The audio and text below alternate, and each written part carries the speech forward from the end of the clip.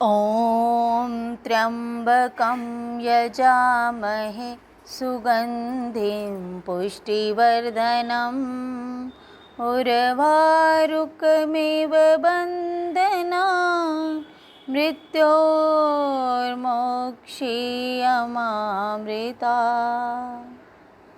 हर हर महादेव। श्रावण मास महात्म्य में 14वां अध्याय नाग पंचमी व्रत। श्री सदाशिव ने श्री सनत कुमार से कहा, हे महामुनि, श्रावण मास के शुक्ल पक्ष की पंचमी तिथि को जो कुछ करना चाहिए उसके संबंध में मैं बताऊंगा। ध्यानपूर्वक सुनो। साधक को चाहिए कि वह चतुर्थी को केवल एक बार भोजन करे और पंचमी वाले दिन उसे सोने अथवा चांदी का नाग निर्माण करना चाहिए और नक्त व्रत करना चाहिए।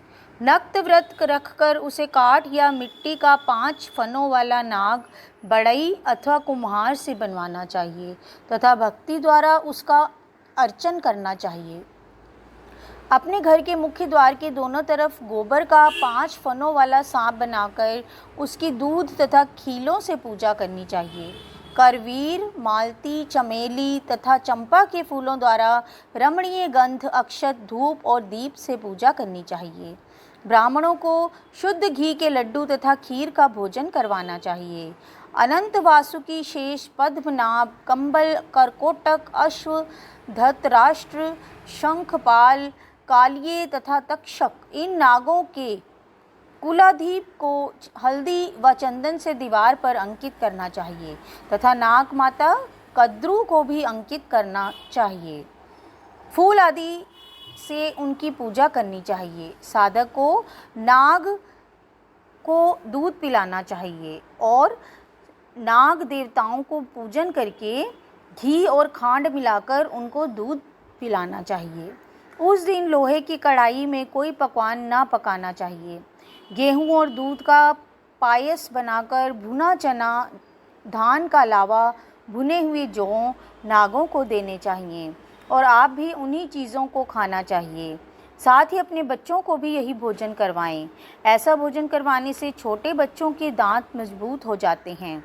बाम्बी के नज़दीक गान वाद्य द्वारा उत्सव मनाना चाहिए। स्त्रियों को भी श्रृंगार करके उत्सव मनाना चाहिए। ऐसा करने वाले मनुष्यों को जीवन भर कभी सांप का भय नहीं होता।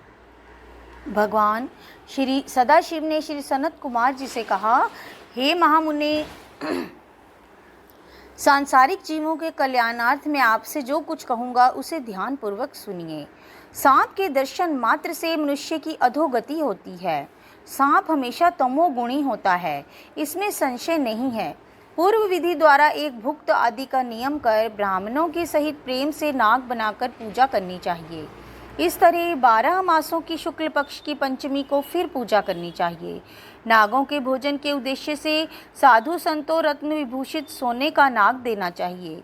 सामग्री सहित सवत्सा गोदान देते समय नारायण विभु का स्मरण करें।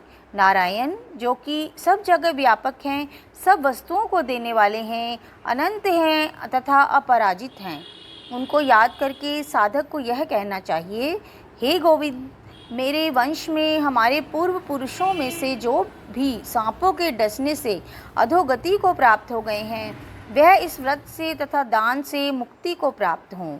इस तरह कहकर सफ़ेद चंदन युक्त चावल के पानी को भक्ति से वासुदेव के लिए जल में छोड़ देना चाहिए। इस प्रकार करने से यानी व्रत, पूजा तथा दान करने से जो जीव साधक के वंश में मरे गए होंगे या सांप के काटने से भविष्य में मरने वाले होंगे, हे महामुनि, वह सब के सब सर्प योनि से मुक्त होकर स्वर्गलोक में चले जाएंगे। हे मुनि सतम, इस प्रकार व्रत करने वाला अपने वंश का उद्धार कर अप्सराओं से सेवित हो शिव के सानिध्य में जाता है।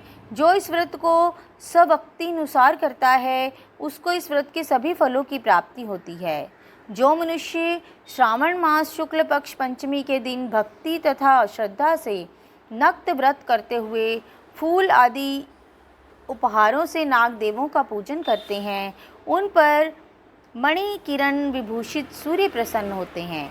जो मकान का दान या प्रतिग्रह लेते हैं वह इस संसार में तो कष्ट भोगते ही हैं, मृत्यु के बाद उनको सर्प योनि की प्राप्ति होती है।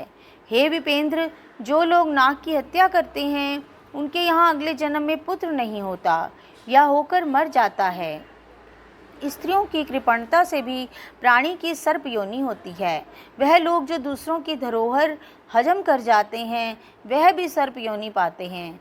जो मनुष्य विभिन्न कारणों से सर्प योनि में चले जाते हैं उनके उद्धार के लिए यह नाग पंचमी व्रत एक उत्तम उपाय कहा गया है। जो लोग धन की कृपणता त्याग कर नाग पंचमी का व्रत व अर्चन करते हैं उनके हितार्थ सब नागों के स्वामी शेष और सब वासुकी नाग भगवान हरि से, भगवान सदाशिव से हाथ जोड़कर प्रार्थना करते हैं। शेष और वासुकी की प्रार्थना से प्रसन्न होकर भगवान सदाशिव और भगवान हरि उन लोगों की सब मनोकामनाएं पूरी करते हैं।